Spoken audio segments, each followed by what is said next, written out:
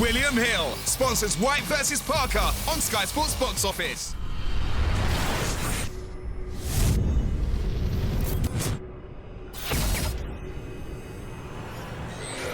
KUGAN CASSIUS, IFL TV, MTK Global. We're at Westfield here in Stratford. Public workout for Dillian Whyte. Your pins out. I know, can't wear thingy, can you? You haven't got the biggest lower legs. No, I know. No. Do you want to show us your legs? I've got massive calves. Have you really? Yeah. Yeah, my leg. I don't look. My calves are so big. You can't lift them up. No. All right, fair enough. Look what I've done now. Yeah, anyway, I've skipped leg day. Yeah. Let's leave it at that. How are you? Very well, very well. Ready to rumble on Saturday night. It's a sell-out, baby. Here we go. Keep playing the fight out in my mind. And sort of. Can you see a stoppage in this fight? Oh yeah. I mean, let's look at. Let's have a balanced opinion of this fight, okay? And let's look at it as though you were a Dillian Whyte fan, and then let's look at it if you weren't a Dillian Whyte fan. So if you're a Dillian Whyte fan, you say, this guy, he's had a great fight with Joshua when he weren't really training like he is now. He's improved so much. Stunning win against Lucas Brown last time out. He's fought various different styles coming through. Helenius, Chisora, Lucas Brown. Perfect timing for Dillian Whyte. Confidence is sky high. And then let's look at it if you're not a Dillian Whyte fan. Well, Lucas Brown is shot. He was terrible. So you can't take anything from that win. Then let's look at the Helenius fight where he didn't look that great. Chisora, he struggled with. It was, could have gone either way, and is Chisora the level of Josie Parker? Do you understand what I'm saying? Then you look at Josie Parker. If you're a Josie Parker fan, you say, look at his speed, look at his movement. He's boxed in front of 80,000 in his last fight, so he's not going to be overawed. This is a straightforward night for Josie Parker. Then if you're not a fan, you say, well, actually, he didn't try like we hoped he would against Joshua. He hasn't looked that impressive in his last few fights. He hasn't got a KO for the last 4 fights, so people talk about punch power. So many different arguments in this fight. For me, Dillian Whyte has got to get in there and he's got to have a tear up with Josie Parker. Because if he starts trying to box him and he has improved, but I think technically and certainly from a speed perspective, Parker is superior. So Dillian has got to use his attributes, and his biggest attributes are his huge set of bollocks that he has when he goes into the trenches. So for me, Dillian Whyte has got to make this a fight. He's got to make Parker stand and fight. And I believe Parker, because of how things played out in the Joshua fight, I think Parker wants that. I think Parker wants to tear up here. And if we can get that going, this is going to be a fucking absolute humdinger. So that's what I'm hoping for. I'm hoping for a humdinger on Saturday night. Okay. What do you think? I think it's going to be. I see it going to points. Yeah. Personally, I think a Whyte's points win. I don't think that suits Dillian Whyte over 12 rounds. I think he needs to go for the stoppage. Big statement if he does. Massive considering statement. That Joshua didn't. Massive statement. But Joshua can't wait for this fight. He thinks Dillian Whyte stops him. He's fought both guys. He knows. Right. How does Dillian Whyte get to a world title shot by beating Parker? By looking sensational. Yeah, and by making everyone go. You need me? Right, just pick this back up. Sorry, old boy, had to do Sky. No, I understand. So we were saying, I was saying, about Dillian Whyte getting this leading into a world title shot. But apart from his stock rising, how are you going to get him sort of in contention again? Just because people want it. It's pretty straightforward. He's up there in all the governing bodies. So I don't think that he necessarily needs to force a mandatory position because he's still going to be waiting for ages. So. But it's Wilder or Joshua for the world title. Well done, they're the 2 heavyweight world champions. No, I know. So it's going to be Joshua if he's going to win try and win a world title. It's going to be for Joshua. And we want the Wilder fight. If Wilder doesn't sign a contract, and Dillian can win ultra impressively on Saturday, particularly by knockout, you listen to what the public says. Like if Dillian Whyte goes in there on Saturday night, looks sensational and knocks Parker out in 4 or 5 rounds, you want to see Whyte Joshua too? I want to see it anyway at some point. Well, you may see it anyway, but we live in a world where at the moment everybody wants the Wilder fight. So that has to be the priority. But if he puts in a performance and everyone starts blowing up my social media, going, fuck Wilder, do the Dillian Whyte fight, we'll do that, you know? But the priority for Joshua has to be the Undisputed Championship. So that's the first priority. If Wilder doesn't want to sign the agreement, then we can look at Dillian Whyte fight. He has to beat Parker first. It's even money with the bookmakers. When I was talking to Joshua the other day, he was saying that, I said about a time Do you think scale. that music's going to be a problem? If we just come across a bit, we might be alright. Let's see your fans. I hope you don't do this and then everyone says, after this, you prick KUGAN, we couldn't even hear you, etc, etc. Get it anyway. Yeah, true. Joshua, yeah, was saying that time scale, as long as it was like 3 months before the fight, he could, like the time scale could be up till then, is that right? We have signed our end of the contract, alright? So that's, I've been away for 24 hours, I believe it's been sent. If it hasn't been sent, it'll be sent in the next 12 hours. That's our contract signed to Deontay Wilder for the April 13th fight, on all the terms that he agreed in our email. So you sent that within the last 24 hours? No, I've signed it. Signed it. With Joshua. We've gone through everything. Everything's been agreed. We've signed it. So I've told the office to send it. If they haven't sent it, it will be done like within the next 24 hours. So I don't want to say this now and then Shirley Winkle goes, man, we haven't got the email, and like it comes like 2 hours later. So I've given myself a 24-hour window. So there's no rush. He ain't got to sign it tomorrow or next week, but obviously we need to plan our future. But the future is what it is. It's Povetkin on September 22nd, and it's a real tough fight. So he's got to deal with that. The rest is up to Wilder. How many tickets went? We've done through today. We're through 60,000. So, but I think 10 or 15 of those that don't count are coach packages.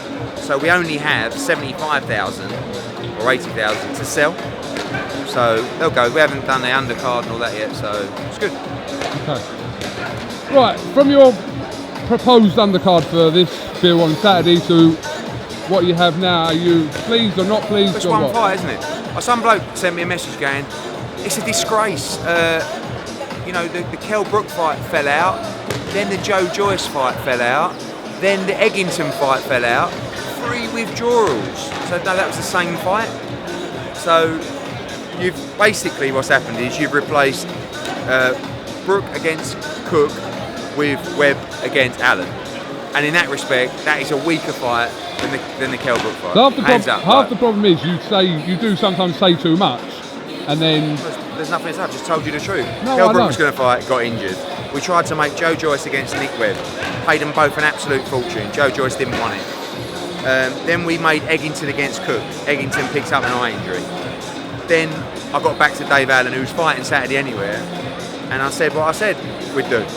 I gave them both a purse with a nice tasty win bonus. I said, off you go boys, let's have a tear up. So that's the truth. Like the Kell Brook fight against Cook was scheduled and didn't happen, and instead which people moan about anyway. They did, but they're going to moan about everything anyway. So instead you got Nick Webb against Dave Allen, a British heavyweight eliminator, which you'll moan about. A final eliminator? No, it's an eliminator for the heavyweight title. The winner will go forward in a final eliminator for the heavyweight title. Okay. Dave Allen, Which I mean, I spoke to Dave. He tweeted that he was quitting boxing like not that long ago. He's saying that he's going to go absolute hell for leather in this fight, and then he's going to have a rest from boxing. I said to him, Dave, you know if you win this fight, you're going to be right up there to have a big domestic fight. He says, I'm going to win it, but he always says that. So let's see. But Nick Webb's no joke. It's very, very hard, but it's not. You know, let's get one thing right here. This isn't Dave Allen against Luis Ortiz. This isn't Dave Allen against Dillian Whyte. This isn't even Dave Allen against Tony Yoka yet. No disrespect to Nick Webb. He's a British level guy right now who has potential to go on. So this is a 50-50 fight. But Dave's got to be in the right frame of mind mentally to try and win this fight. And I don't know if he is. I know he's ready to fight. I know he's fit. He was due to fight Saturday. We'll see. I can't. It's nothing to do with me. I've just said to him, mate, here's the purse, here's the win bonus. I mean, his negotiation skills weren't very well. He couldn't have said yes quicker. I was thinking, I know I should have gone in less. So, listen, good luck to him. I'm pleased to see him making money out of sport. He'll have a roll of the dice Saturday. He'll give it everything. It's a 50-50 fight. Could go either way. Right. I'm looking forward to it in a sort I'm of looking kinky forward to kind that of way, fight. like, you know, a little bit of a, you know, like I shouldn't really be looking forward to it because it is what it is, but it's a 50-50 heavyweight fight where anything could happen. So in that respect, let's do it, baby. Purse bids tonight, 11 Yes. p.m. Where are they? Florida. Florida, okay. Which is how many hours? 5 hours? It's 6 p.m. Eastern time, so Okay. 11 p.m. UK time. Okay. Are you going in hard with your bid? Yeah, I think we win the bid. It all depends if Billy's done a deal with Frank.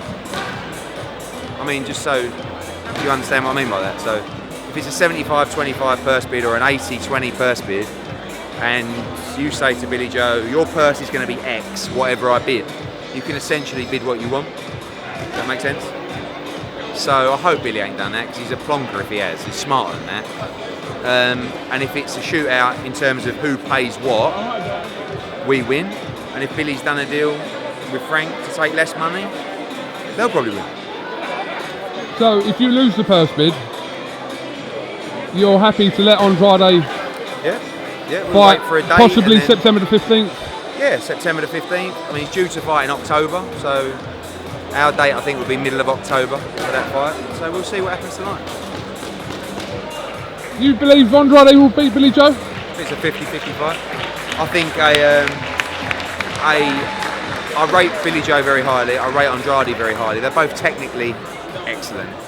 Andrade hasn't quite got the momentum that you'd like going into a world title fight. And originally our plan was to have a fight on October 6th and then go down the IBF route. This got called, and Andrade basically turned around and said, like, I want to fight Saunders for the world title. So we'll see how it plays out tonight, and then we'll go from there. What you were saying about that, you know, when you do a deal for the purse bid with your fighter. So effectively, what's stopping you from doing that with Andrade? Because he's only on 25%. Right. So how can you? It's irrelevant if you do a deal with Andrade. Right. I'll give you a clue. If I bid $2.5 million, right, for example, and Andrade is on 25%, right, he makes $625,000, right, and Billy Joe makes 1.825, whatever, right, 875. But because he's only on 25, I could bid another million. But you still have to and I'd pay only 75% have to pay, to Billy Joe regardless. if I bid another million, I'd only have to give Andrade 250. Does that make sense? Yeah. So if Frank bid 2.5 million, he would have to give Andrade the 675. But if he'd done a deal with Billy for $1 million, say, he's only paying 1.675 instead of 2.5. Right. Because he can't bid what I'm going to bid Right. if he was actually paying it. Yeah. And I hope Billy ain't done a deal, but listen, we'll see how it plays out tonight. Okay. Tony Bellew. Fucking lunatic. Have you made contact with Usyk's team, and how interested are they? Very interested. I mean, look, the great thing about Tony Bellew is Usyk has just arguably become pound for pound number one. You go along with that? Certainly top three. Yeah. Right? And the first name that come out of his mouth was the fat scouser Tony Bellew, in his words. So it's unbelievable for Bellew. Unfortunately, Bellew has taken the bait, or fortunately for fight fans, left, right and centre, and phoned me up straight away and said, make that fight. I'm like, Tone, look, you know, and even sicker than that, I said to Bellew, but you want it at 15 stone, right? You ain't made cruiserweight for, 2 years? You look really good at 15 stone. No. You think I'm not fighting him for all those belts and the Ring Magazine belts and the undisputed Cruiserweight Championship of the world? If I'm going to risk everything, I want all the rewards. So sicker than that, Bellew has said, make it a Cruiserweight. And sicker than that, what happens if Tony Bellew chins Usyk and becomes pound for pound number one in boxing? Go on, bomber lad! How sick would people be? Yeah. So I've spoken to Aegis Klimex and Alex from K2.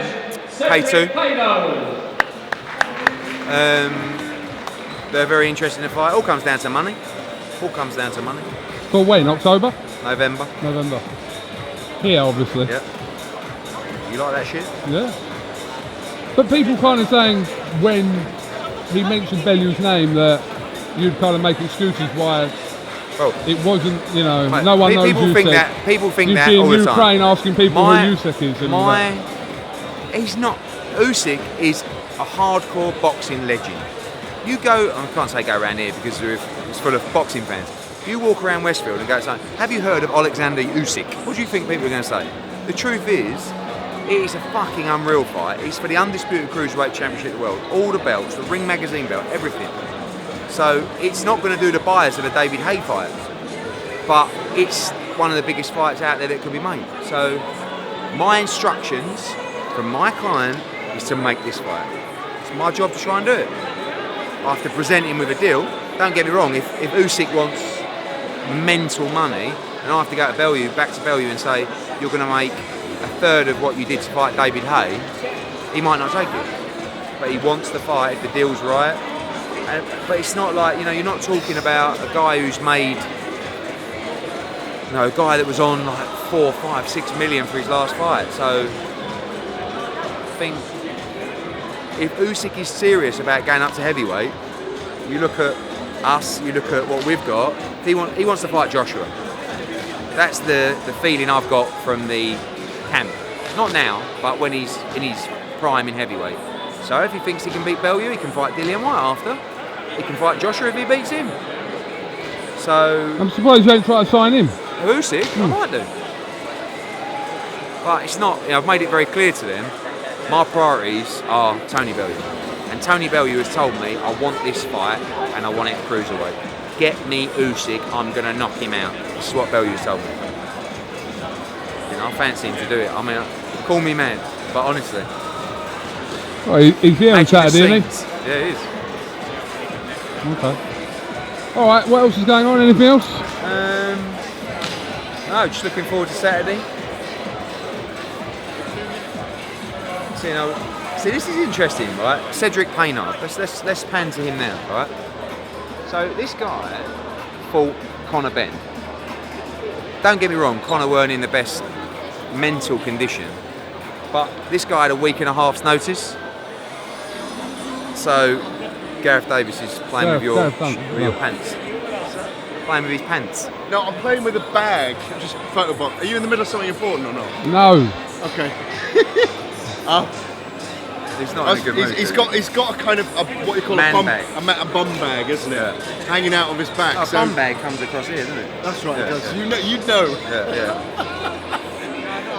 They'll market store. Exactly. When I used to sell the programs at your call. I tell you what, I know I've One spoken for to you, you on one the for phone me. about it.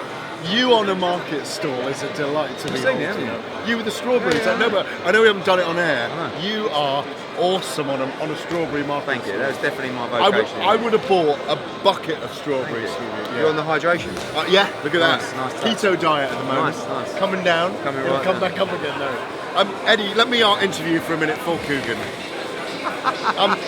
Because, you know, he's great behind the camera, Yeah. but he's never in front of it. For obvious reasons, yeah? But, You can have that.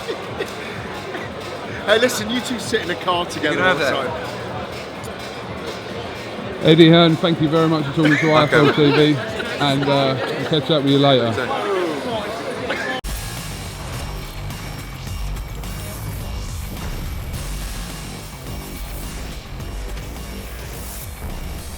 William Hill sponsors Whyte vs Parker on Sky Sports Box Office.